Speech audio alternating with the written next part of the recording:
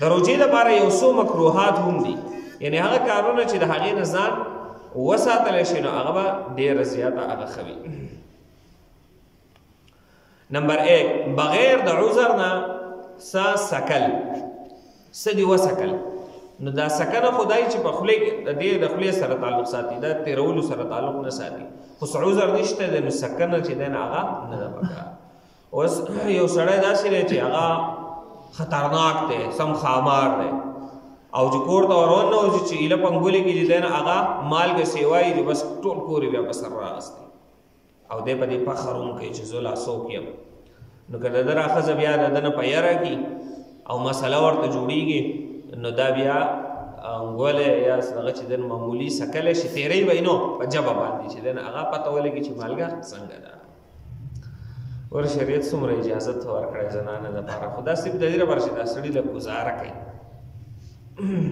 نمبر 2 بغیر د عذر نه څه جویل، څه عذر نشته او څه څیز په خوله کې جویل خو چې خوند پکې نه وي. ګوره دا مخکې شو چې که خوند پکې و لکه اوس چینګم باقي خوند دی نو بیا خو روژه ماتېږي، خو هېڅ خوند پکې نشته، هسې یو څیز په خوله کې نیولی جویي نو دا مکروه دی. ها یو زنانه دپاره عذر دی، ماشومان دي هغه خوراک نشي کولی په خوله کې ورته لکوټې پوس کي او بیا وله ورکي، خو چې د هغې خوند تیر نشي نو بیا جایز دی د زنانه لپاره. او بغیر د عذر د څه څیز جوړل چې خوند پکې نه او خوند حلق ته لاړ نشي نو بیا مکروه.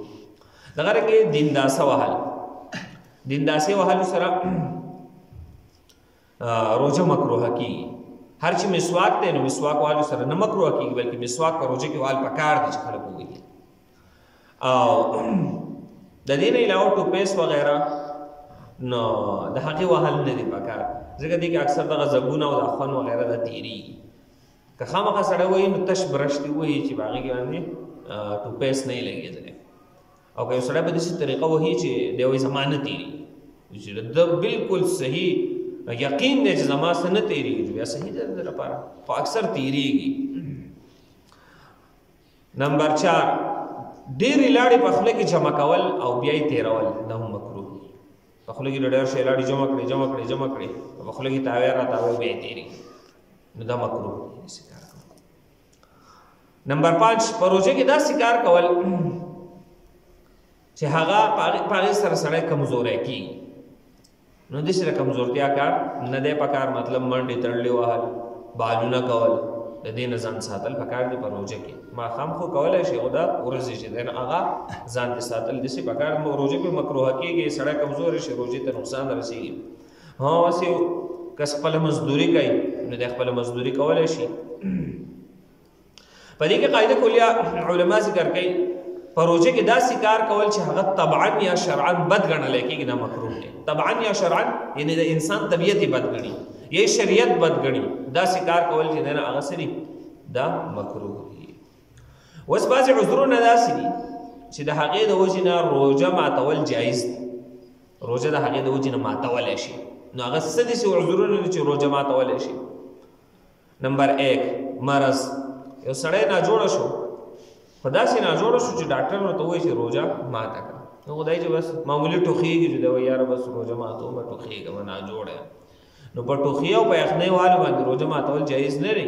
د دې نه هغه مرض مراد دی چې د دې روژې د وجې نه دا مرض یا ښه زیاتېږي یا انسان ته انتهایي تکلیف رسېږي، مسله ورته جوړېږي، د دې دقې مرض د وجې نه به دی چې هغه څه کوي روژه ماتوي. لکه مثال کے طور پر د ګردو مرض دی هغه د روژې د وجې نه ښه زیاتېږي، هغه ګردو له اوبه پکار وي هلته مسله جوړېږي نو بیا دی روژه ماتولی شي. نور داسې بعضې عذرونه وي ډاکټر ورته وایي چې روژه ماتولی شي. یا شوګر مریض داسې دی بعضې چې هغه روژه نشي ټینګولی، بعضې خو چې ټینګولی شي شوګر کې اقسام دي نو هغه دپاره بیا هم جایز دي. نو چې بعضې مرض داسې چې ډاکټر ورته وایي واقعي روژه ماتولی شي نو دی بیا روژه ماتولی شي. نمبر 2 سفر، یو سړی په سفر باندې لاړو نو د دې نه داسې سفر نه دی مراد چې د دې ځای کې نه منګوري ته ځي او یاره زه په سفر باندې یم روژه ماته کړم. نو د دې سفر علماو هغه ځای مقرر کړی دی تقریبا 78 کیلومیټر لار دا چې سړی ووهي دی مسافر حسابېږي. نو په ده باندې یو سفرانه مونځ هغه دی او روژه هم ماتولی شي نو روژه ماته کې بیا به قضا راګرځي. نمبر 3 زنانه د ماشوم بیمار ده، ماشوم ته یا د زنانه ته هغه تکلیف رسیږي د روژې د وجې نه، مثال کې طور پر اوس بعضې چې داسې چې نه رسیږي د روژې د وجې نه څه تکلیف نه، بیا به نیسي. خو که د دې روژې د وجې نه ډاکټر ورته وایي چې تا ته یا ماشوم ته تکلیف رسیږي، لہذا د دې لپاره روژه ماتول جایز دي. نمبر 4 یو زنانه ماشوم ورسره دی هغه له پی ورکوي، نو که دا اوس روژې نیسي ماشوم ته پی نه بیا او تکلیف یې هغه بل څه نشي خوړلی یا دې زنانه ته تکلیف وي، د دې د وجې نه دې بیا روژه ماتولی شي دغه زنانه. نمبر 5 انتهایی ولګه. نمبر 6 انتهایی تنده.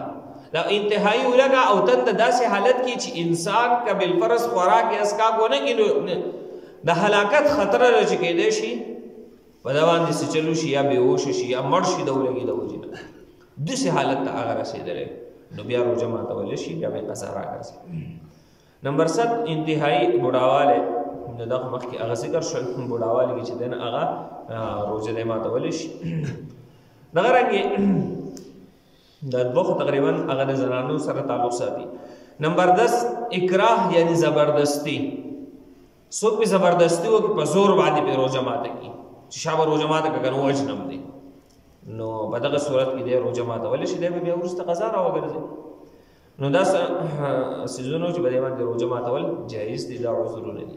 په دې کې بعضې خبرې دي چې په دې منځ کې چې هغه تعلق اکثر داسې حساس مسلې نه پکې زه پرېږدم بعضې، نو که داسې د چا بیا په ذهن کې څه سوال وغیرې نه زمان انفرادي کولی شي جدا، ځکه چې عمومي هغه داسې نو بیا موږ په سپیکر کې هغه نشو بیانولی، نو که څوک داسې نو تپوس بیا هغه ځان له جدا کولی شي چې د چا څه مسله